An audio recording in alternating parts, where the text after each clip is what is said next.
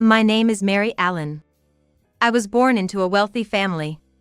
Thanks to that, I've never been short of money, and after graduating from college, I was able to pursue the business I wanted. As for whether I'm beautiful, not really. I often think it's surprising my husband chose me, as I have a very ordinary appearance. But I know why my husband approached me and married me. It's because I'm the CEO. Dreaming of marriage, I fell right into my husband's trap and married him without any suspicion. And now, my husband Sean uses my platinum card as he pleases. However, as long as Sean's in a good mood, I didn't think much of him using the card. That's what I thought. But recently, I was surprised to see the bill for the card. It was an overwhelming amount. Using it so much must mean something's up. I suspected my husband and decided to stop the card. Then, I got a call from him. "Hey, the card's not working." Yes, I stopped it. Why did you stop it? Because the bill was too high. I thought maybe the card number had leaked. Make the card work again. Why? I'm in trouble without the card. But, what if the number has leaked somewhere? Shut up. It's just high because I've been using it. Make it work again. Why are you using it so much? If it's really you, that's way too much. What? It is natural for a wife to devote herself to her husband, isn't it? You mean it's up to me what I use it for? I just need to be able to use it as soon as possible. While saying it's natural for a wife to dote on her husband, Sean has done nothing for me. On the contrary, he does whatever he pleases. Moreover, my husband Sean acts like I don't even exist, let alone matter to him. He was kind before we got married, but after we tied the knot, his love cooled off dramatically. Hey! Don't show your face in front of me! That was the first thing he said to me after we returned from a trip to Europe, a week after getting married. You're only presentable because you wear makeup. Don't you dare show me your bare face. It's hideous. What am I supposed to do then? What do you mean what? The fact is you're ugly, so don't go out in public without makeup. Your face is literally harmful, it's criminal. His words were too harsh. I don't think I'm that ugly, and even my friends say I'm not beautiful but not ugly either. In other words, I'm just average. Although, I must admit I do pale in comparison to my relatives. Then, one day, Sean announced he had quit his job. Quit? You mean you've already quit, not that you're going to? Yeah, that's right. It's fine. You're working, so there's no need for me to work, right? But, I think it's problematic if you're not working. I married you for your wealth. Marrying you meant I wouldn't have to work. So why should I kneel down to others and feel stressed? I want to live freely, you should work. If that's the case, please take care of the house. Hire a maid. With the money you're making, you can afford to hire one. No matter what I say, Sean won't listen. Realizing this marriage was a trap, I mentioned divorce. Then, suddenly, his attitude changed. I'm sorry, I didn't realize you were feeling so trapped. It's not how I really feel. I actually do like you. It's just that I never received proper love from my parents, so I don't know how to show love. That's all it is. No, Sean's parents might have a skewed way of loving, but they definitely show love in their own way. I know because I've seen it. I absolutely hate the idea of separating from you.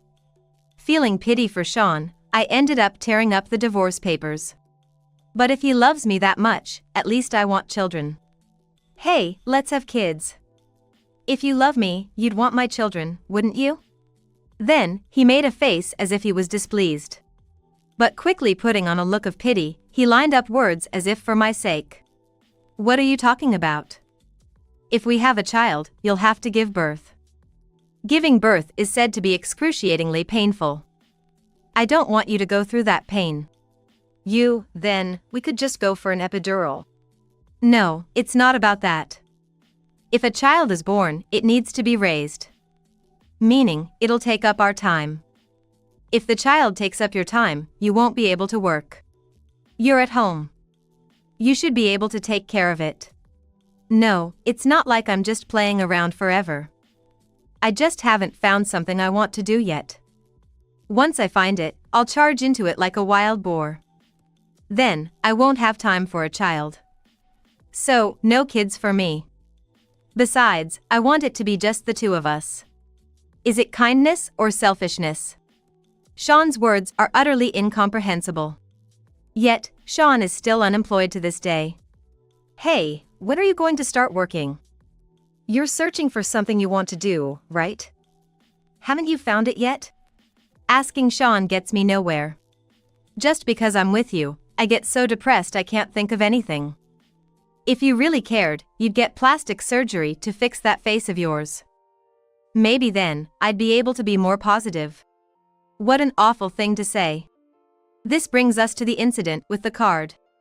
I thought there was no way the card number had leaked. It was probably just Sean using it like water. And his in-laws were probably using it too. That's why I stopped it. No more letting him do whatever he wants. With that in mind. But now, Sean is saying it's only natural for me to dote on him.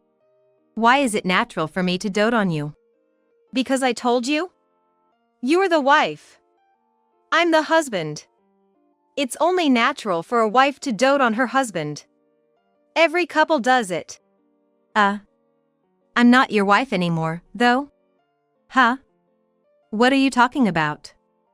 Did your brain go funny along with your face? There's no way you and I aren't husband and wife. Yes, we are. Or should I say, we made it that way. What are you talking about? It seems Sean doesn't remember at all. What do you mean, what? You're the one who brought it up, even though you were so against it before. What do you mean? You really don't know? That's why I'm asking what you mean. A week ago, you came home drunk and started talking about getting a divorce. What? Me? Yes, you. You always said we'd never get a divorce, no matter what happened, but when I asked what changed, you said you didn't love me. That's ridiculous. When I asked why it was so sudden, you said it wasn't sudden at all. You never loved me from before we were married. I just hadn't realized it. No, there's no way I would say that. I love you. Sean desperately claims he loves me, but his love is only for my wealth. I'm well aware of that already. So, that's why we decided to get a divorce, and when I brought out the divorce papers, you signed them quickly. Why do you even have divorce papers? I tore up the ones from when we talked about it before. But then I got new ones after that. Why would you get them? Because your attitude has been terrible, and your actions are full of domestic violence. But I apologized. Yes, you apologized, but nothing changed, did it? No. I don't want to get a divorce. Whatever I signed when I was drunk is invalid. There's no way that could be accepted. It's already been submitted to the office and accepted. I have no intention of getting a divorce. Well, you're the one who brought it up, and it's been accepted, so it's official. No, that's not okay. That can't be. Why don't you just get doted on by your 20-year-old mistress? If it's just about doting, she's much better than ugly me, isn't she? A 20-year-old mistress, what are you talking about? Sean's voice trembled. He must have thought I didn't know. But I'm aware that he has a mistress. A mistress? What are you talking about? There's no need to hide it, right? You have one, don't you? A 20-year-old mistress. Wow, 12 years younger, huh? No. I don't know anything. Why would I, a 32-year-old man, date someone that young? That's ridiculous. We wouldn't even have anything to talk about. Really? I think so too. It's really curious how a 32-year-old man can date a 20-year-old. But money can make it happen, can't it? What are you talking about? That's just crazy talk. You're being way too suspicious. Really? But I had a professional look into it, so I don't think there's a mistake. A professional? Yes, exactly. I hired a detective who specializes in this kind of investigation, so there's no mistake. That's a lie. That's absolutely a lie. I haven't cheated. I've been faithful to you all along. Why won't you believe me? Well, there's no need to get so worked up. We're divorced now, anyway. Whether you cheated or not doesn't matter to me anymore. I'm laughing, but Sean is desperate. From the other end of the phone, I could hear his father's voice. It seems he overheard and is commenting on Sean's cheating. Hey, you, is it true you've been cheating? Not now. With all the money we have, it wouldn't be strange to have a mistress. It sounds like he's trying to cover the phone, but I can hear everything. Then you should have been more careful to hide it from your wife. What an idiot you are. I couldn't help it. I thought I was being careful. But then she went and hired a detective, and that's why this happened. She hired a detective? Yeah. That means she didn't trust me. What a disaster. She's our cash cow, you better not let her slip away. I'm furious. Both my father-in-law and mother-in-law are saying things like trick me. And to think they would say such things while still on the phone. Was it just Sean, or did his parents also see me as nothing more than a cash cow? What kind of people are they? Thinking back, it was strange from the time I went to meet them for the marriage introduction. Before they knew I was the daughter of a wealthy family, they were saying things like, if you're going to marry, you should choose someone with a good face, right? If the face isn't good, the grandchildren won't be cute, that's why we told you to choose your spouse based on their looks. And they looked at me as if they were opposed to the marriage. Sean, are you really planning to marry her? Is there a reason you have to marry her no matter what? I don't think Mary is ugly. She's pretty enough. Plus, she's the daughter of a wealthy family and runs her own company. What? Really? Well, you should have said that sooner. If you love her that much, it wouldn't be right for us to oppose. Yeah, that's true. After all, you can always get plastic surgery to look better. Having been granted permission to marry, I chose to ignore the unpleasant words. After all, I was marrying Sean, not his parents, and as long as Sean understood me, that's what mattered, I told myself. Then, right after we got married, Sean brought it up. I want a house. A house? Yeah, I've always lived in apartments. I want a home of my own. And since I'm an only child, I have to live with my parents. We'll need a big house for that. Plus, thinking about the future, it should be accessible. And when we have kids, it would be nice to have 3 spacious kids' rooms, and a pool in the backyard would be great. That way, we can play with the kids in the pool during summer and have barbecues. It needs to be that spacious, you know, for a CEO's house. Convinced that fulfilling my husband's wishes was my duty and my happiness, I contracted for the house he desired. Soon, my in-laws moved in with us, and I became like a domestic robot, cleaning the large house and cooking meals while also working. Still, being called Mary, Mary, affectionately, I felt happy to be a wife. But then, I realized only Sean and his parents went out to eat. And also on trips. A trip? Yeah, we're thinking of going to Paris. My parents have never been abroad. Oh, but I'll be busy with work then. No worries. Mary can stay and work. It's fine. Wait, isn't it a family trip? As long as there's money, it's fine.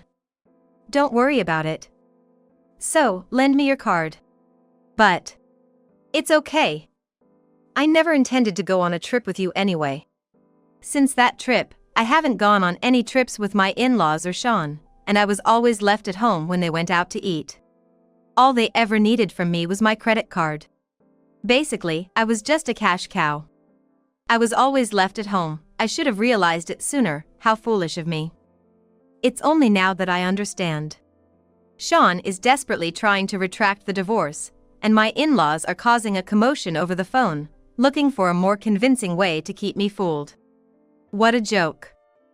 As if I would let myself be used as a cash cow any longer. That's when Sean brought up a new argument. Yeah, that's right. The card. Despite the divorce, I still have your card. If you really said we're divorced, you'd take the card back. But since you haven't, that must mean you still love me, right? It was just an oversight. But I've already canceled that card, so it's pointless for you to have it, and there's no need for me to take it back. So, don't worry about it. No, that's not it. It's been a week, and you didn't tell me we were divorced. That means you must still like me, right? If you really hated me, if you really wanted a divorce, you'd tell me not to contact you since we're divorced? You know, I left the house right after we got divorced. And yet, not once did you contact me when I didn't return home. That's because I didn't notice you were gone. You didn't find it strange that I wasn't at home? Not at all. Doesn't that just show we're divorced? You didn't care about me at all. No, that's not it. It's not like that. How is it then? It's been a week since the divorce, and neither your father nor your mother cared that I wasn't there. As long as they had my card, there was no inconvenience, right? That means I was never really a part of the family. It's not like that. Then, can you explain how is it? That is. Sean trailed off, seemingly at a loss for words. That's exactly what I thought. So, I'm not your wife. Goodbye. Wait. No. It's just, things like this can't be conveyed over the phone. I just can't find the words. Let's meet. If we talk in person, we can understand each other. I think it's pointless, but okay, let's meet. Where should we go? But he couldn't immediately say where, promising to call back later, and then the call ended. A few days later, the place he specified was where we had our first date. Do you remember this place? Yes, I remember. It's where we had our first date. Do you remember that day? I do. I remember too. It seemed like Sean was trying to evoke the sweet memories of the past. Probably a strategy he concocted with his parents. But there weren't any sweet memories to recall. Even though it was our first date, you were 3 hours late, right? Was I? Yes, you were. You set the time, and then showed up 3 hours later. But it was fun, wasn't it? Was it? I only saw you for an hour after waiting for 3. And then, it seemed like you had double booked because you went on another date right after ours, didn't you? How did you know? Back then, you were seeing someone else too. That's why I kept quiet, hoping you'd pay attention to me. But I broke up with her soon after. Oh. Look, we had ice cream there, remember? Yes, we did. Despite me saying I was cold, you insisted on eating ice cream. Sure enough, I was shivering from the cold afterwards, and you said you wouldn't lend me your coat. Also, I ended up paying for the ice cream. You were late, so you could have at least treated me, but you said you forgot your wallet. I wonder if that was really the case. So? Aren't you going to tell me why you wanted to meet? Well, meeting might fix our misunderstandings. We're divorced, so I don't see a need to fix anything.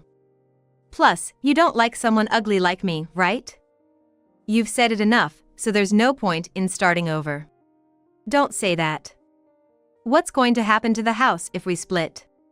That house was something you wanted to buy. Your parents like it too, so I think it's best if you all live there. Really? It's okay for us to live there? Please, go ahead. I don't need such a big house since I'm alone. Really? Thank you. That's a relief. Mom and Dad were worried about what would happen to the house if we divorced. Is that why they were against the divorce? That's part of it. What else is there? You're not going to ask for alimony, are you? You must be joking. Of course, I'll claim alimony. Why?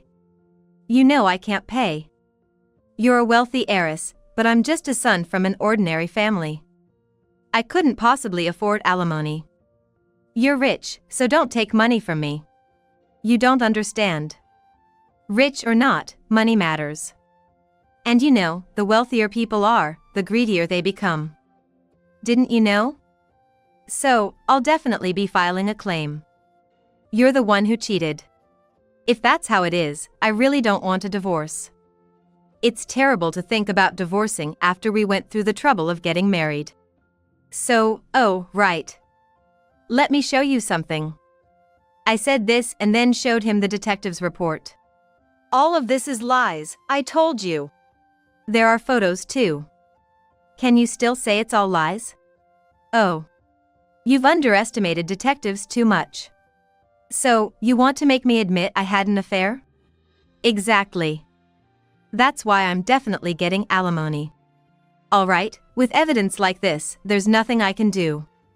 Good. You're being sensible. And I'll give this to you. What's this, another detective's report? I'm not interested. Just take a look. It might just make you cry with joy, considering what's written in it. As Sean scanned the report, his eyes widened more and more. She's the daughter of a wealthy family too. Really? Well then. That changes everything. I had no idea because you never said anything, but if that's the case, I'm okay with the divorce. So, this time the divorce is for real. Yeah, I have no complaints. You can take as much in alimony as you want. Well, thank you. That settles it. Finally, I could get rid of that foolish family. I was grateful to his affair partner's daughter. But then, 3 months later, I received a call from Sean again. Let's give it another try. Oh, what happened? Just when I thought you'd quieted down. Why would you want to get back with someone as unattractive as me, especially when you have such a young and beautiful girlfriend? Well, we broke up. Why? She was the wealthy daughter you adored. The thing is, she was too fixated on money. We managed to get to the point of discussing marriage, and when I went for the marriage meeting, her father accused me of being after their money. Exactly as expected. It was a direct hit. I insisted that wasn't the case, but then he said if that's so, prepare a dowry of $500,000. If I could bring that, he'd allow the marriage. I asked if that would really make them agree, and when they said yes, I borrowed the money and brought it over. Then, they started asking what kind of work I do, and when I said I'm self-employed, they wanted to know exactly what. Why does it matter so much? Everything in moderation, right? Yeah, well, it was for the sake of marriage, so I racked my brains and gave a fitting answer. What did you say? I said I'm an architect working from home. Sounds cool, doesn't it? Huh, you don't know the first thing about architecture. I thought I could wing it by saying it's a remote job. But then, they started asking about annual income, what kind of house I live in, one thing after another. It's such a hassle. That sounds pretty normal to me? Your parents never asked me that. Well, I did have you investigated by a detective agency. But you were working at a small company back then. That was it. I managed to keep my parents quiet with that, but then came the engagement ring. Anything less than $50,000 wasn't acceptable. So, I borrowed $50,000 to buy it. I thought once we got married, I'd have access to the money. I really tried. You tried all wrong. I thought the marriage was a done deal, but then her parents called me out, calling me a liar. After they had me investigated, they found out my claims of being self-employed and having money were all lies. And I had debts. Who do they think the debts were for? In the end, the marriage was called off. When I asked for my money back, they said it was alimony and wouldn't return it. I lost everything. Can you believe it? They were just one step ahead of you. I asked her to deal with her parents, but she blamed me and cut ties. And now my parents keep saying they didn't think she would be so greedy. They say you were better and tell me to get back with you every day. If I can't, they say they'll disown me. So, let's start over. No way. By the way, haven't you received a bill from the bank? Huh? For what? For the house. Why the house? Because the house is mortgaged. Huh? Why is it mortgaged? The house is big, isn't it? Yeah. And it has a pool, right? Yeah. Do you know how much it costs? About $500,000?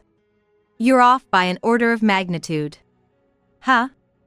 $5 million. $5 million? Yes, $5 million. You said you wanted that house, didn't you? I thought you were going to pay for it yourself. Wow, that's impressive. What are you talking about? Why is it mortgaged? For such a big purchase, cash is obviously not an option. And you're the named owner of the house. When borrowing the money, I intended to pay, but since you're the owner, you're listed as the payer. So, the bill must be going to you from the bank. Indeed, something did come from the bank, but... yeah, a demand notice should be on its way soon. How am I supposed to pay for something like that? That's not my problem.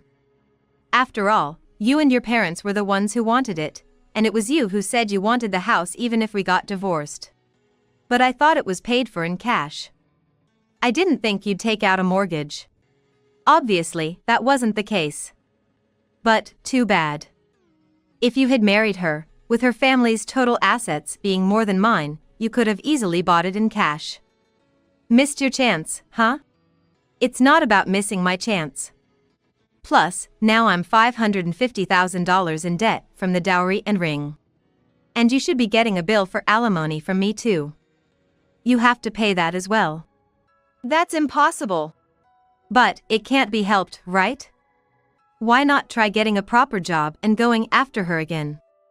Since she's wealthier than me, you could become a millionaire. What am I supposed to do? It's because you always rely on other people's money. Come on, let's try again. This time, I'll really take care of you. If looks are the issue, you can always get plastic surgery. I'd rather have you with money than a broke beauty. I refuse.